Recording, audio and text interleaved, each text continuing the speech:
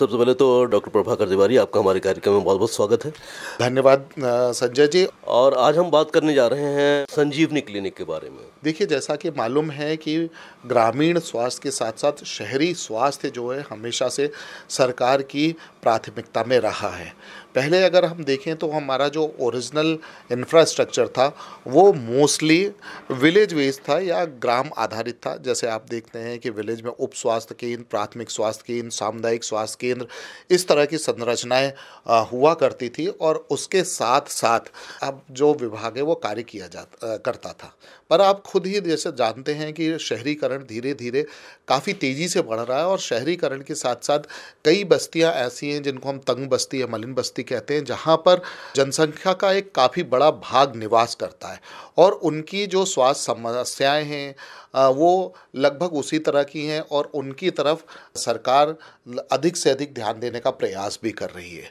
तो आप अगर देखेंगे तो पूर्व में जैसे सिविल डिस्पेंसरीज हुआ करती थी ट्रेडिशनली विभाग में, और वो शहरी स्वास्थ्य को कैटर किया करती थी।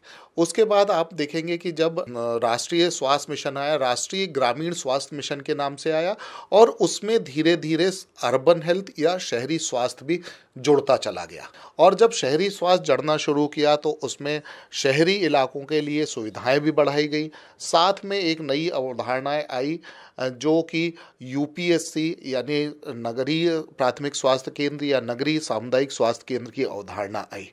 उसके साथ साथ ऐसा शासन द्वारा महसूस किया गया कि जो स्वास्थ्य सुविधाएं हैं वो नागरिकों के और अधिक करीब पहुंचाई जाए, तो संजीवनी क्लिनिक्स की अवधारणा आई और वर्तमान में भोपाल में 27 संजीवनी क्लिनिक्स जो हैं वो अभी भी कार्यरत हैं और उसी को 15वें वित्त आयोग के माध्यम से शासन और द्वारा और आगे बढ़ाने की कोशिश कर रहा है। 50 से ज़्यादा संजीवनी क्लिनिक और भी खोलने की एक कल्पना आप साकार करने वाले हैं। बिल्कुल, जो शासन है पूरे मध्य प्रदेश में संजीवनी क्लिनिक की संख्या लगातार बढ़ा रहा है और अब ये मुख्यमंत्री संजीवनी क्लिनिक के नाम से खोले जाएंगे और इसी क्रम में भोपाल में 56 नए संजीवनी क्लिनिक्स खोले जाएंगे और इसके साथ साथ कुछ पुराने क्लिनिक्स और कुछ जो नवीन क्लिनिक्स हैं इनको मिलाकर जो है संजीवनी पॉली क्लिनिक भी बनाए जाएंगे जो लगभग 30 की संख्या में होंगे।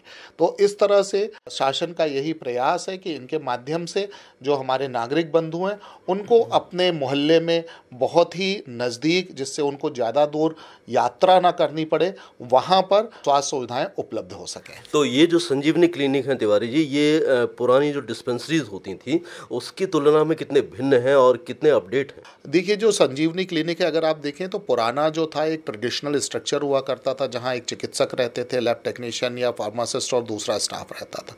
ये जो है रिलेटिवली काफ़ी हाईटेक होने की इनकी संभावना है, जो कि न सिर्फ कहना चाहिए चिकित्सकीय सुविधा उस जगह पर उपलब्ध कराएंगे, साथ ही शासन का ये भी प्रयास है कि उसको उनके आसपास के इलाकों से जोड़ा जाए, वार्ड से जोड़ा जाए, जिससे कि जो पब्लिक हेल्थ की सर्विसेज है वो भी उपलब्ध कराई जा सकें।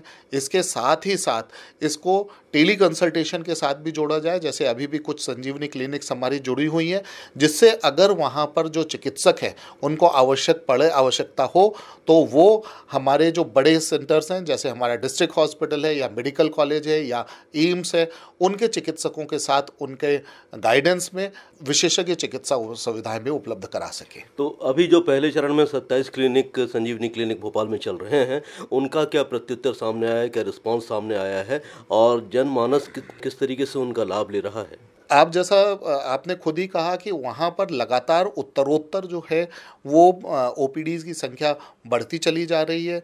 नागरिक काफ़ी प्रसन्न हैं। अभी आपने देखा होगा कि पिछले हफ्ते ही हमारे माननीय स्वास्थ्य मंत्री जी ने भी कुछ संजीवनी क्लिनिक्स का दौरा किया था और उन्होंने पब्लिक ओपिनियन भी इसके बारे में प्राप्त किया था कि वो किस तरह से लाभ पहुंचा रहे हैं।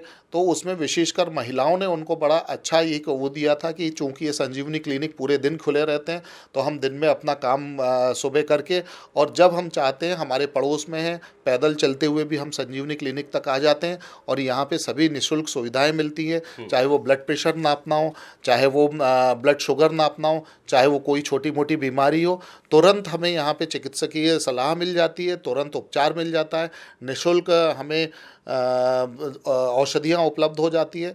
और अब जैसा कि हब एंड स्पोक मॉडल के तहत अब इसमें लेबोरेटरी टेस्ट की भी व्यवस्था की गई है। तो जो लैब टेस्ट हैं वो भी, जहां उनको पहले पैथोलॉजी टेस्ट के लिए बड़े अस्पतालों में जाना पड़ता था, वो भी अपने निकट के जो स्वास्थ्य केंद्र है वहाँ पे अपने मोहल्ले में ही प्राप्त हो रही हैं। तो तिवारी जी, इन संजीवनी क्लिनिक में क्वालिटी ट्रीटमेंट का कितना ध्यान रखा जा रहा है? क्योंकि आम आदमी की अपेक्षा होती है कि वो संजीवनी क्लिनिक जा रहा है या डिस्पेंसरी जा रहा है तो वहाँ भी अस्पतालों जैसी अच्छी उनकी जांच हो और अच्छा उन्हें उपचार मिले। आपकी बात बिल्कुल सही है, और इसीलिए जो वहाँ पर संजीवनी क्लिनिक का स्टाफ है बिल्कुल हाईटेक स्टाफ है, जो पूरा की पूरा इलेक्ट्रॉनिक रिकॉर्ड भी उनका तैयार कर रहा है, जो भी हमारे वहाँ पे हितग्राही आ रहे हैं। साथ ही वहाँ पर स्तरीय औषधियाँ उपलब्ध है, और हब एंड स्पोक के मॉडल से जो पैथोलॉजी टेस्ट है जो बड़े अस्पतालों में होते हैं उसी क्वालिटी के और वही टेस्ट आस पड़ोस में उपलब्ध हैं। तो ये जो है, और इसके साथ ही साथ इनको पब्लिक हेल्थ से जो जोड़ा जा रहा है, तो इसके साथ में ये इम्यूनाइजेशन या दूसरे जो हमारे कुष्ठ रोग नियंत्रण कार्यक्रम है या मलेरिया नियंत्रण कार्यक्रम है, इनमें भी हमें उपयोगी सिद्ध होने वाले हैं। हर बीमारी के लिए, हर अपनी समस्या के लिए आपको बड़े अस्पतालों में जाकर परेशान होने की आवश्यकता नहीं है। आपके निकट, आपके मोहल्ले में, आपके एरिया में, आपके क्षेत्र में, आपके वार्ड में विश्व स्तरीय सुविधाओं के साथ संजीवनी क्लिनिक उपलब्ध है। आप इनका लाभ उठाएं और साथ ही हमें ये फीडबैक भी दें कि आपके लिए कितने उपयोगी हैं और इनको और अधिक किस तरह से उपयोगी बनाया जा सकता है, जिससे इसको और उपयोगी बनाने के लिए हम शासन के निर्देशानुसार और अधिक कार्य कर सकें। बहुत बहुत शुक्रिया। बहुत बहुत आभार।